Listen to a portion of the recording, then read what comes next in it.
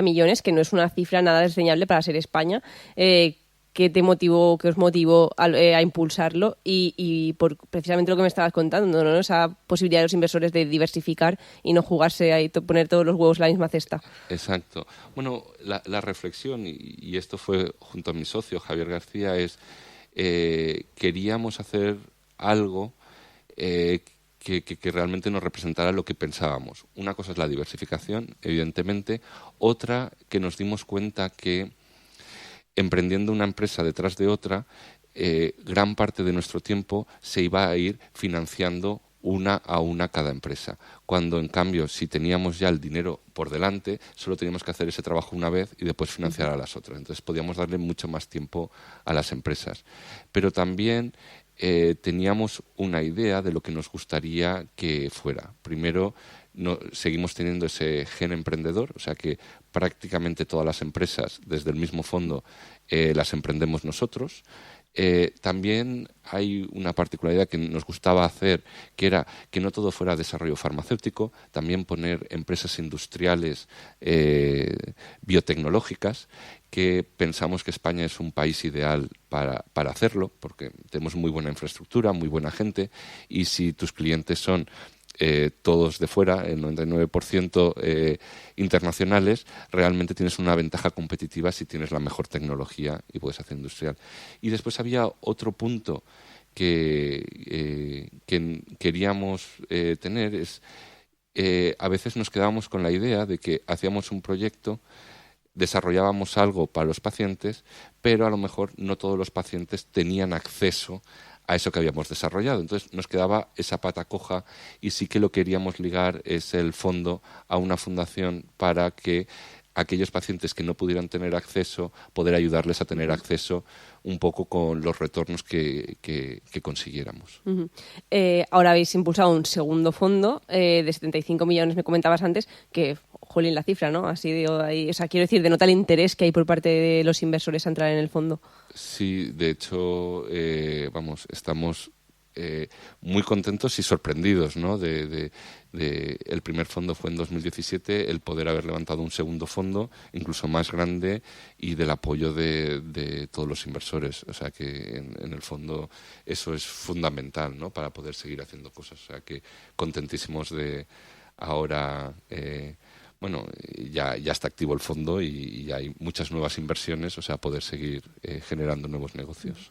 Hablando por el tema de la fundación, no sé si le falta un poco a la sanidad pública colaborar más con la empresa privada en este tipo de tratamientos para que llegara un poco a la población, ¿no? En general, que puedan tener acceso a ellos. Bueno, un poco donde vimos el nicho lo que faltaba y sobre todo es en tipo de pacientes más en enfermedades raras, que, claro, al ser tan pocos pacientes teniendo una enfermedad, a nivel privado es difícil desarrollar un tratamiento porque no hay un ánimo de lucro, claro, al ser tan pocos pacientes. Pero sí que pensábamos que para muchas de estas enfermedades la tecnología estaba hoy en día, era posible, por ejemplo, poder aplicarlas a esas enfermedades. Entonces, teniendo que hacer esto sin ánimo de lucro, pensamos que la Fundación podía hacer eso y, de hecho, tiene varios programas. Por ejemplo, tenemos un programa todo de terapia génica, o sea, esas, como comentaba, empresas que habíamos hecho para enfermedades grandes, pues para enfermedades más pequeñas, ¿no? Por ejemplo, estamos haciendo una enfermedad, para mí una de las enfermedades más horribles que existen en el mundo, se llama Parkinson juvenil o deficiencia de ADC, y son niños que tienen una mutación en un gen en las neuronas y no pueden producir dopamina o otros neurotransmisores. Entonces, lo que les pasa a estos niños es que el cerebro funciona, pero está desconectado del cuerpo. Y entonces están semivegetales, se dan cuenta de todo y encima, al no tener dopamina, con unos dolores horribles. Entonces, se generó un programa y lo que hacemos es poner el gen correcto para hacer esa dopamina dentro de las neuronas.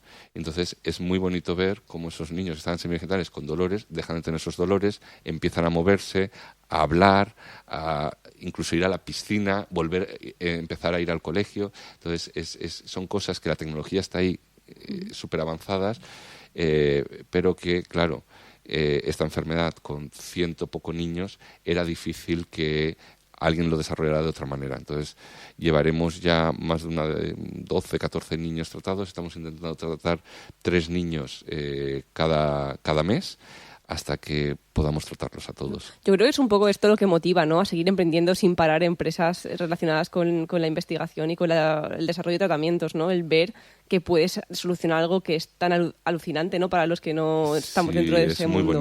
Es muy bonito porque además también conoces los casos específicos, ¿no? Conoces a la familia, conoces al niño y piensas... Y empáticamente piensas qué pasaría si fueran mis niños, ¿no? ¿Cómo lo viviría yo? Y entonces dices, qué triste, y sobre todo en los casos de la fundación, qué triste es que encima que tienen esta enfermedad tan horrible... No pueden acceder a ella, ¿no? No van a tener un tratamiento porque son pocos, o sea, es como una doble mala suerte. Y entonces cuesta verlo y decir, oye... no es de recibo que estos niños no puedan también tener una oportunidad de que alguien desarrolle algo para ellos en ese tratamiento. Entonces, es una parte muy bonita que realmente, cuando dices si fracaso, no fracaso, si dices tal, ves el resultado de casos y dices, vamos, te da la energía total para seguir trabajando cada día. No sé si me puedes explicar un par de empresas que hayáis invertido con el fondo, ¿no? Pues... Un par, porque sé que esto es un compromiso, porque es como, ¿qué dos digo ahora? Sí, ese es un... No, hay muchas empresas de diferente tipo. Por ejemplo, en estas terapias muy avanzadas estamos haciendo muchas cosas que comentaba de incluir el gen correcto. Al final lo que intentas es...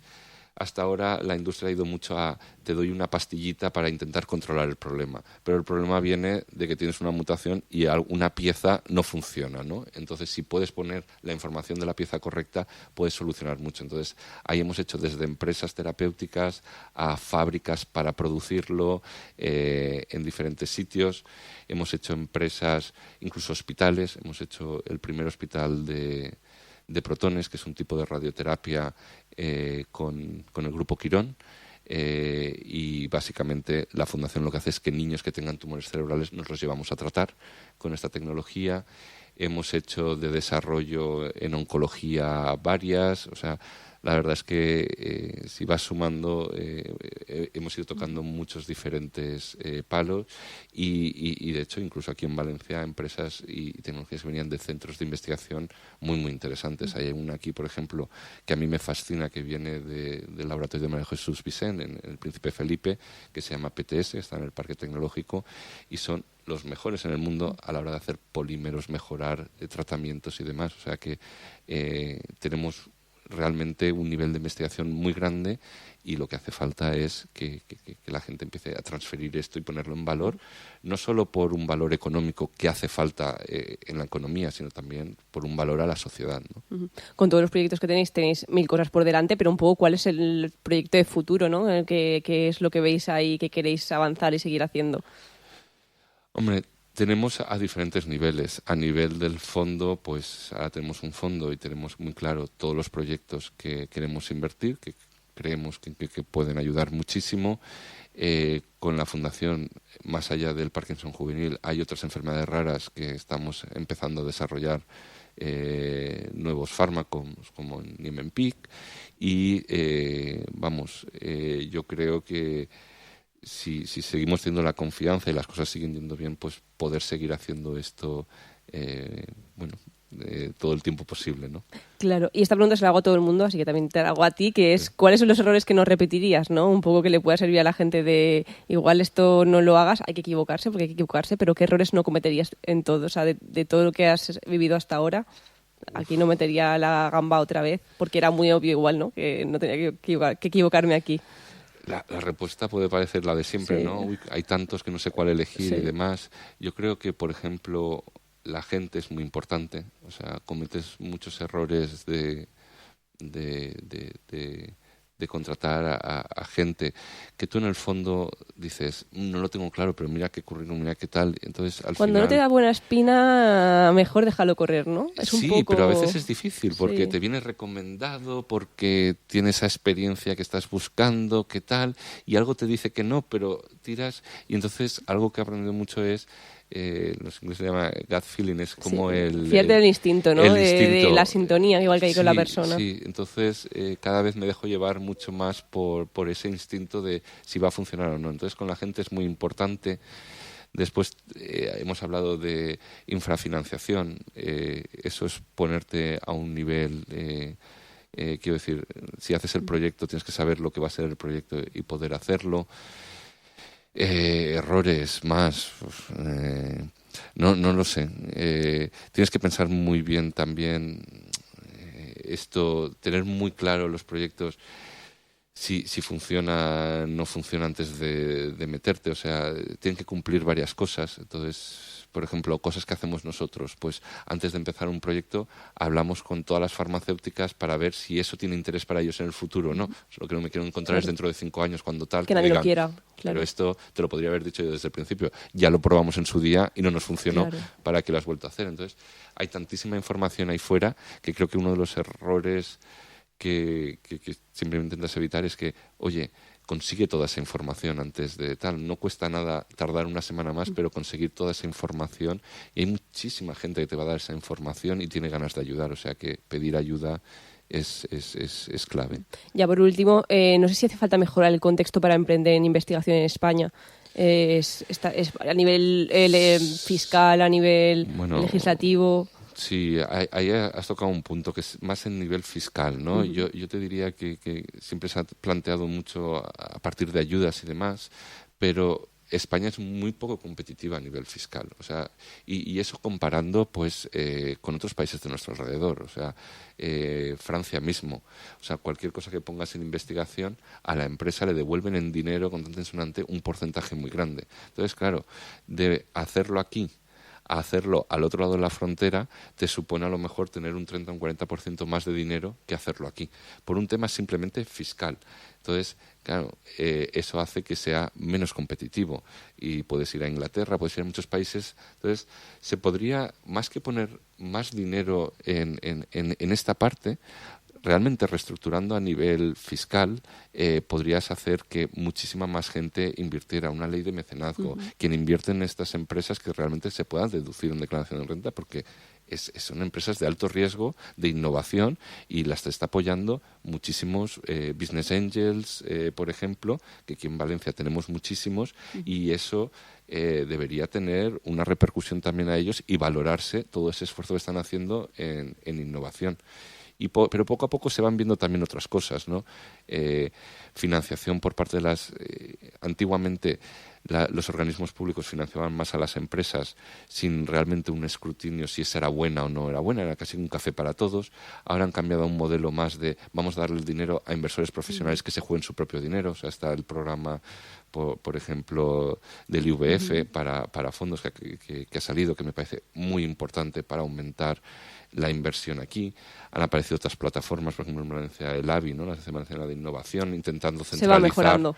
Se van haciendo pequeños pasos, pero podrían haber pasos muy sencillos que realmente serían saltos cualitativos muy grandes. Y lo hemos intentado explicar en el Congreso, en el Senado, en todas partes, pero todavía cuesta que se lo crean realmente de que parte de cómo España en el futuro puede ser una sociedad avanzada, podemos pagar nuestras pensiones, viene por toda esta cultura o toda esta inversión económica en innovación, tanto uh-huh. en básica como en desarrollo. Entonces, hasta ahora todavía lo tienen como una manera conceptual, pero no se lo acaban de creer. Pues seguiremos insistiendo. Bueno, muchísimas gracias, Damià, por dedicarnos tu tiempo y más con las cosas tan importantes que haces.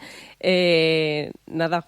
Un placer. Seguiremos hablando, ¿eh? Exacto. Y a vosotros escuchamos en el próximo podcast. Escucha todos los programas en plazaradio.es y en valenciaplaza.com. Suscríbete a nuestros canales en Apple Podcast, Spotify, iVoox y Google Podcast. Descarga la skill para Alexa de Plaza Radio o envía un WhatsApp al 605 66 36 70 para recibir cada nuevo episodio. También puedes seguirnos en Facebook, Twitter e Instagram.